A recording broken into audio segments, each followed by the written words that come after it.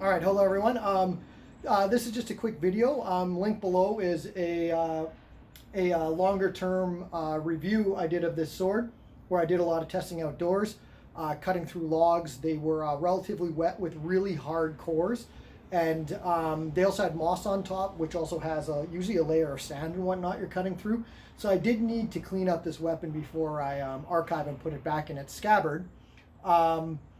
That's what this video is about. Most of the products I use in here are just general products you can pick up through like your Home Hardware, Home Depot type stores where you live.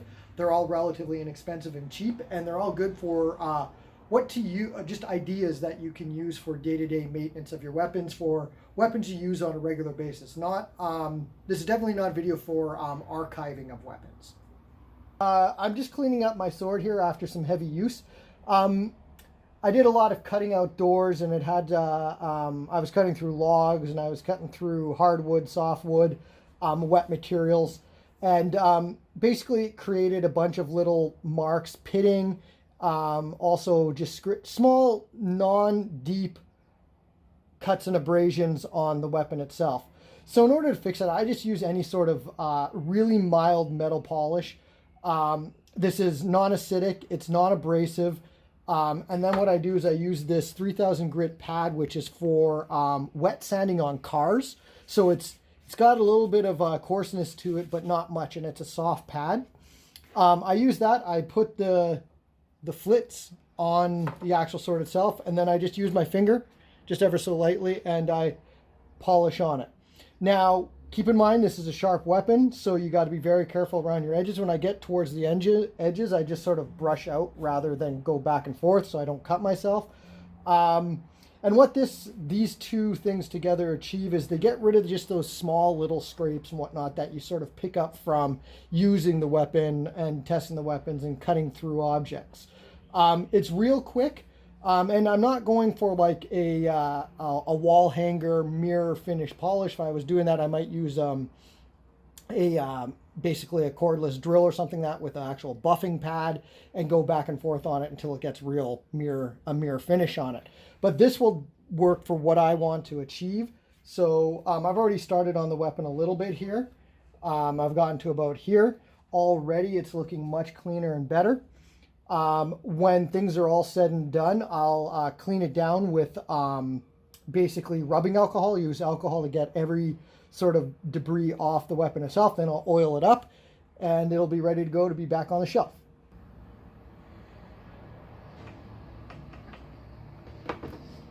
So I just put some on the sword, then I just spread it out before I start polishing. And then I just go up and down on the sword. Like I say, you don't need much once you get to the edge, so you don't cut yourself on the very sharp edge you may or may not have. I'll just go out like that over top of the edge. And there's no way I'm going to be ruining my edge by doing that. There's absolutely no fear of doing that, because one, I'm not actually even trying to go down on the angle that the weapon is sharpened at, and I'm also not rolling over the edge. I'm actually just very so liberally just kind of just pushing off right sort of where the edge meets and starts to taper down on my sharpening angle that I chose. And the reason why I'm not going on the sharpening angle is because I'm not sharpening the sword. I'm actually just cleaning up that little tiny edge where basically the sharpening angle meets the sword. I'm just kind of cleaning that up because that's where there's a bunch of pitting and little abrasions from just usage outdoors, I should say. So I'll continue going down the sword. The stuff works quite fast too. Now this part of the weapon down here is quite clean since it doesn't get much use even when you're testing. So I'll just go over it a little bit just to match up the actual finish that this material will create on the weapon. This will create more of a probably satin finish along the blade itself. If you need to polish it up, you would need to take the next step, let's say with a drill and an actual polishing and better polishing compounds. So if you do have a weapon that you have purchased that whoever was the manufacturer of the sword gave it a very high mirror finish, this will make it a little more satin in the end, and I'll show you that towards the end of the video. Okay, so my next step is just to clean up the weapon itself. I use rubbing alcohol. If you don't know, this is one of the better things to clean your weapons with because it evaporates very, very, very fast off your sword. So unlike water or something that might actually linger around and cause your weapon to corrode and rust, this will not do that. It will evaporate right off pretty much while you're working on it. And it also cleans up the sword super, super good.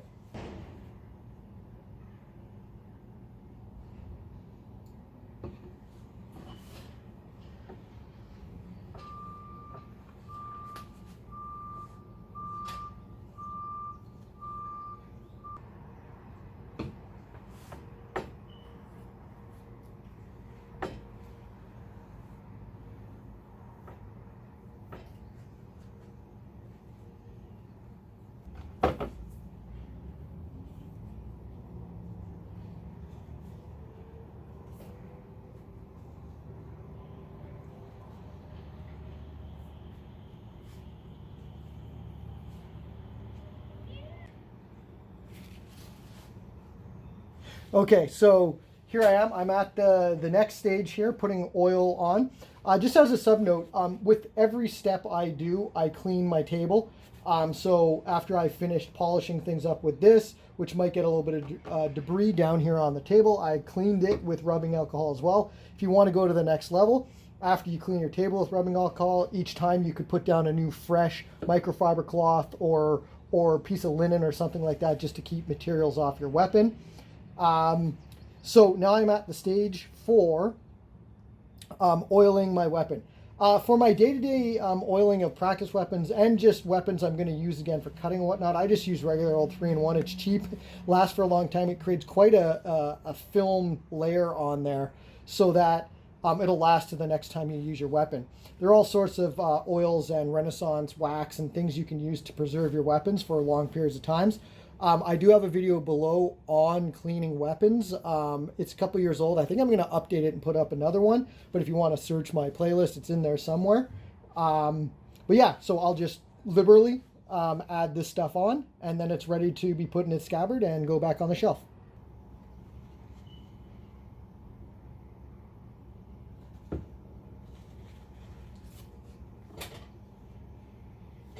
And as you can see, I only put about 3 squirts, I'd say, on here. So let's just do that again, like 1, 2, 3. That's it. And that's actually enough to do a full one side of the weapon. And I literally just smear it on, getting sort of all the grooves. You can also put it right on the weapon itself. It doesn't matter at this point. It's just oil. Down the weapon. Be careful don't to cut yourself.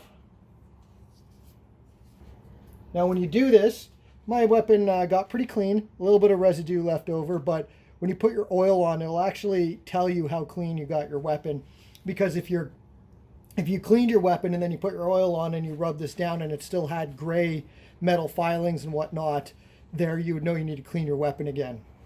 And then once I get to that stage, I'll just look at it and I'll just pat it down ever so lightly just to get the excess oil off. Because if you look right here, I don't know if you can tell, there's a lot of oil just sitting right there. That's more oil than you need, you know, especially if you're going to use the weapon again in a short period of time.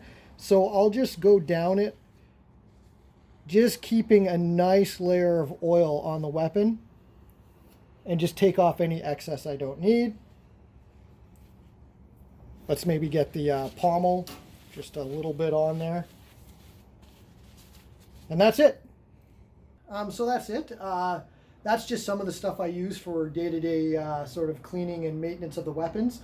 What it mainly achieved was getting any sort of corrosive materials that might be in any of the little divots and any of the little abrasions and scars on the weapon, so that when I do put this weapon away and I don't use it again for, like, let's say a month, 2, 3, 4 months, I don't have to worry about anything corroding any of those little gaps made in the sword, which might make it a little bit bigger and thus cause a bigger problem for me in the future to fix. So I do just want to mention that I am very happy now with this Darksword Armory weapon. This is the Viscount.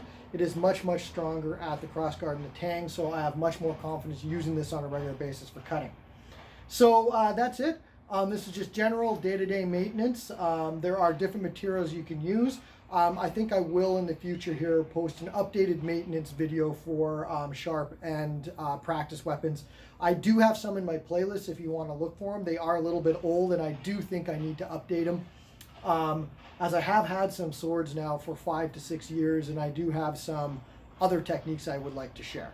So thanks for watching. Please subscribe and help me grow the channel, and have a good day or evening wherever you are.